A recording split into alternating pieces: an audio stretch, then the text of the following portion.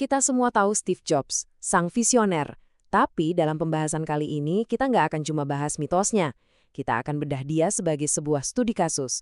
Sebuah kisah tentang seorang pemimpin yang, jujur aja, mengalami transformasi yang luar biasa. Dari seorang otokrat menjadi seorang arsitek strategis. Oke, kita langsung aja ke intinya. Coba lihat dua potret ini. Di kiri, kita punya potret seorang pendiri yang mengontrol semuanya.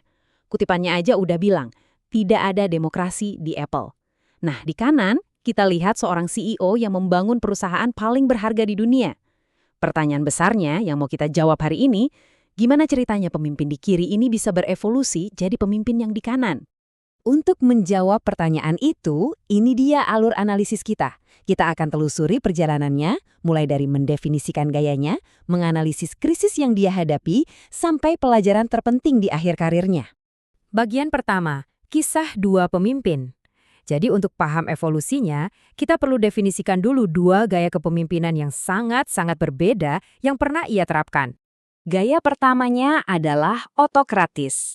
Ini tuh gaya kepemimpinan, pokoknya kerjakan dengan cara saya atau nggak usah sama sekali. Semua keputusan, besar atau kecil, terpusat pada satu orang. Ya, dia sendiri. Nah, gaya yang dia kembangkan belakangan adalah kepemimpinan strategis. Ini beda banget. Ini bukan lagi soal kasih perintah, tapi tentang melihat jauh ke depan, membangun visi, dan yang paling penting memberdayakan tim untuk mewujudkan visi itu. Kontrasnya jelas sekali. Sekarang kita kembali ke masa-masa awal Apple, era sang pendiri otokratis. Ini cerita tentang bagaimana ia membangun kerajaannya dengan tangan besi. Awalnya, jujur aja, gaya otokratis ini justru jadi aset. Rekan pendirinya sendiri, Steve Wozniak, mengakui kalau kendali terpusat Jobs bikin Apple bisa bergerak dengan kecepatan yang luar biasa.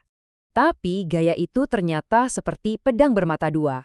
Di satu sisi ya sangat efisien. Bayangin, mutusin warna iMac cuma butuh 30 menit. Tapi di sisi lain, ini menciptakan budaya ketergantungan yang nggak sehat. Dan parahnya, bisa mematikan kreativitas tim. Nah, gaya seperti ini nggak bisa bertahan selamanya. Seiring Apple makin besar, kekuatan terbesar Jobs justru berubah jadi kelemahan fatal bagi perusahaan. Mari kita coba pakai sebuah model manajemen untuk mendiagnosis kenapa ini bisa terjadi. Jadi, ada yang namanya model pertumbuhan Greiner. Intinya, setiap fase pertumbuhan sebuah perusahaan pasti akan diakhiri oleh sebuah krisis. Nah, Apple yang tumbuh begitu cepat langsung menabrak tembok besar yang disebut krisis kepemimpinan. Dan ini dia gejalanya, rasanya kayak diambil langsung dari buku teori ya.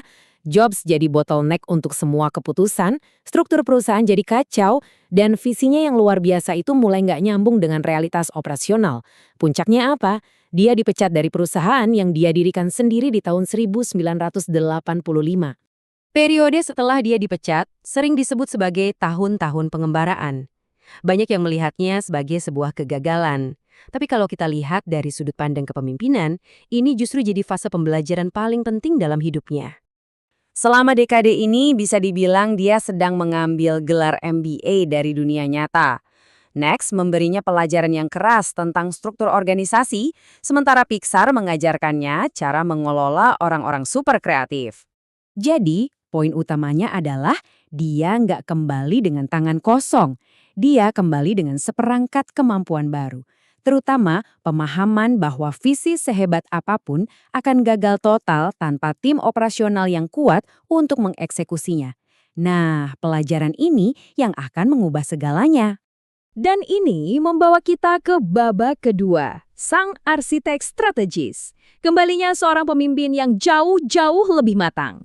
Coba perhatikan betapa sistematis pendekatannya kali ini. Ini bukan lagi soal keputusan impulsif.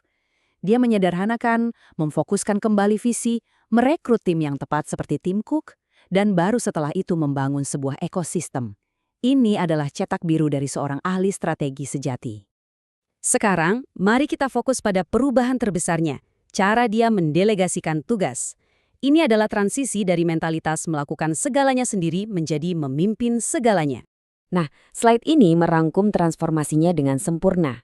Dulu, dia mau kontrol visi dan eksekusi.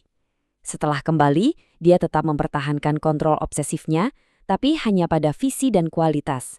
Eksekusinya, dia mulai mempercayakannya kepada para ahli.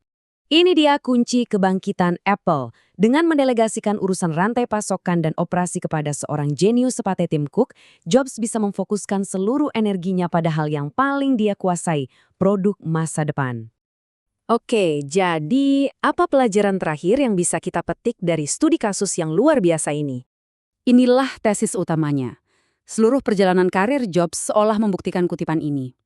Kegagalannya di tahun 1985 itu bukan akhir ceritanya. Itu justru jadi awal dari pembentukan dirinya sebagai pemimpin yang sejati. Jadi, ini dia rangkuman yang perlu Anda ingat dari kisah ini.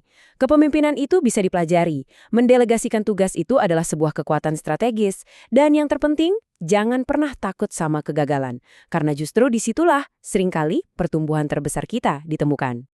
Ini membawa kita pada satu pertanyaan terakhir untuk kita renungkan. Studi kasus Steve Jobs sepertinya memberikan jawaban yang sangat kuat ya. Tapi, bagaimana menurut Anda? Apakah pemimpin hebat itu memang dilahirkan? Atau mereka ditempa dalam api kegagalan?